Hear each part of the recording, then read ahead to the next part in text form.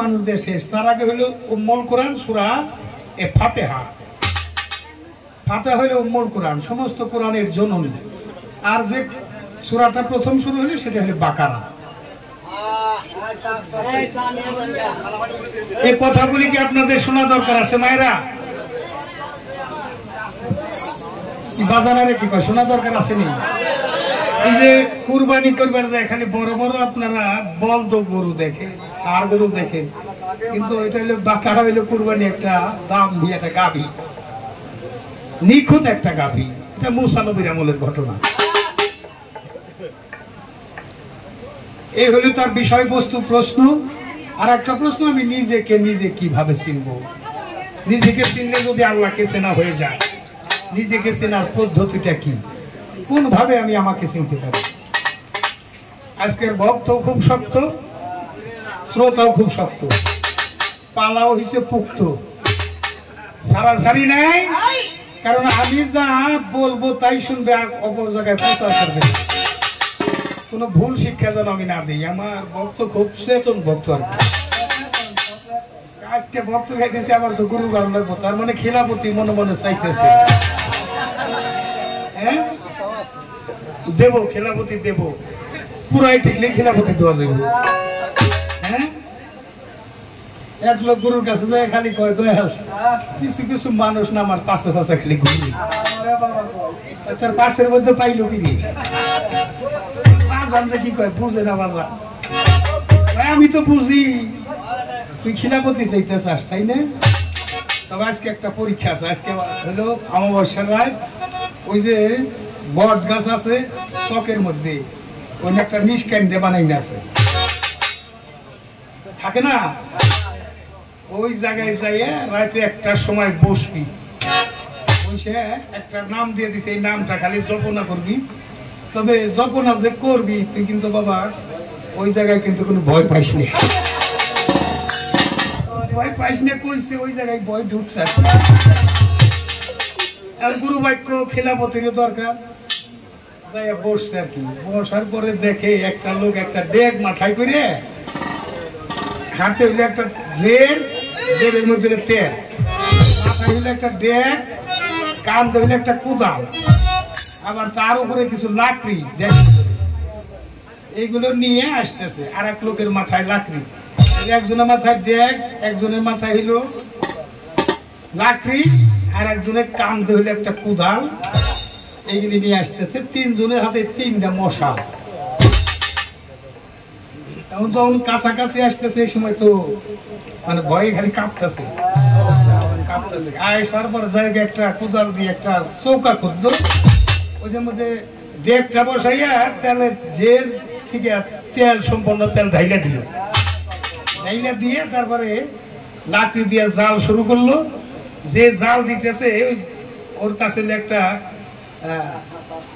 কি কয় এটা হাতা আছে, ওটা আবার মাথা চুক্কা।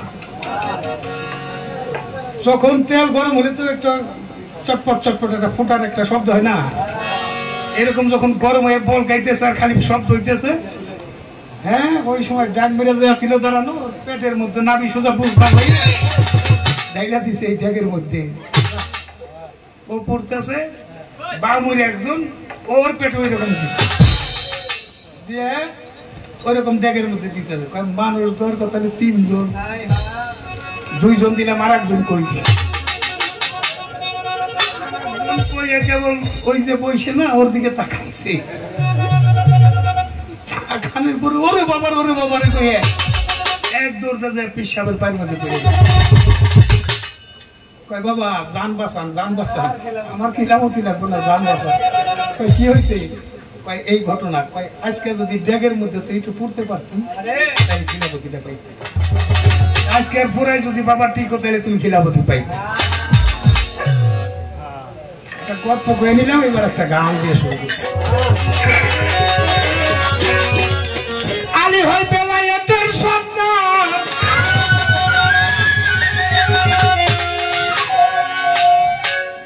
মাওলা আলী বেলায়েতের সন্তান, বলছেন রাসূল তার পাক জবানে, জ্বলতে আছে ধর্মের বাতি, ওই বাতির ভক্তি কমে, জ্বলছে বাতি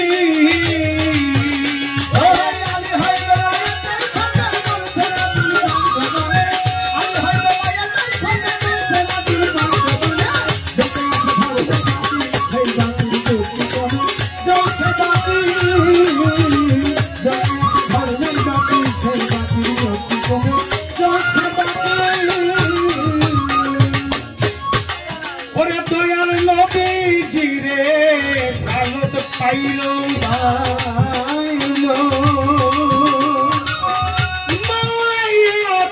আলিকে দিল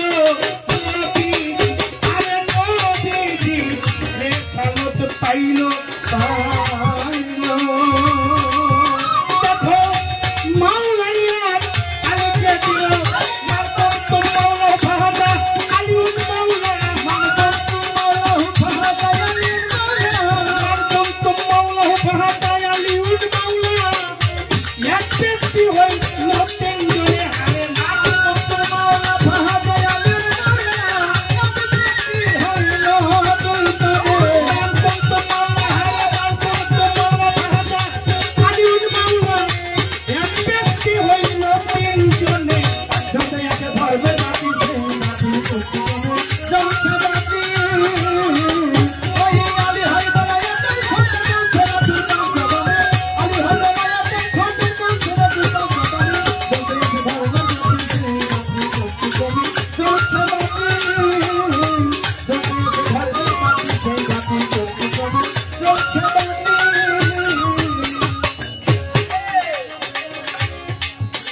আগে পাঁচ যাতন যেন এমন আলী হায়দার তাদের একজন পাঁচ যাতন আগে যেন এমন ওই আলী হায়দার তাদের একজন আলী মাওলা মাওলা আলী আলী মাওলা মাওলা আলী হারে মাওলা আলী মাওলা খেলছে খেলে আলী কিয়ামি মাওলা আলী মাওলা খেলছে খেলে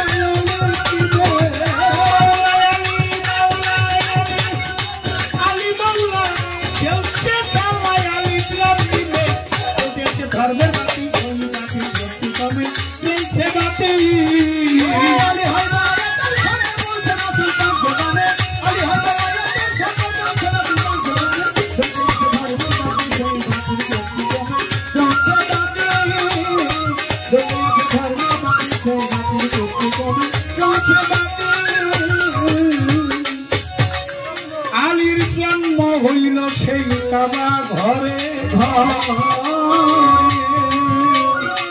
সেই ঘরে মুসলমান সব চেষ্টা করে হয়েছে ঘর ওই ঘর